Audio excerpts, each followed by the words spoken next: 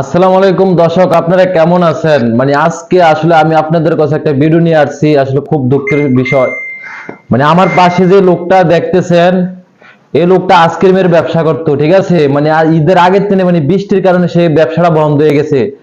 আমি এখন খবর পাইছি, তারে আমি খবর দিয়ে আনছি, ঠিক আছে। সে অনেক সমস্যা আছে বা জীবন লয়ে চলতে খুব কষ্ট হইতেছে, ঠিক আছে। তার আর্থিক সমস্যা, কিন্তু একদম গরিব মানুষ, ঠিক আছে। তখন বিষয়টা আমি জানি না, কিন্তু আমার তো খুব খারাপ লাগছে যে আমার যে তারা ফ্যান ফলোয়ার ভাই আছেন, আপনাদের কাছে হের হইয়া আমি অনুরোধ, হের জন্য আমার দিকে চাইয়া, ঠিক আছে, আপনারা হের কদ্দুর সাহায্য করবেন। হ্যাঁ, এখন বর্তমানে ঠিক আছে, ব্যবসাটা যে করব কোনো ইয়া নাই। তার যেটুকু পুঁজি ছিল, পুঁজিটা শেষ হয়ে গেছে, ঠিক আছে।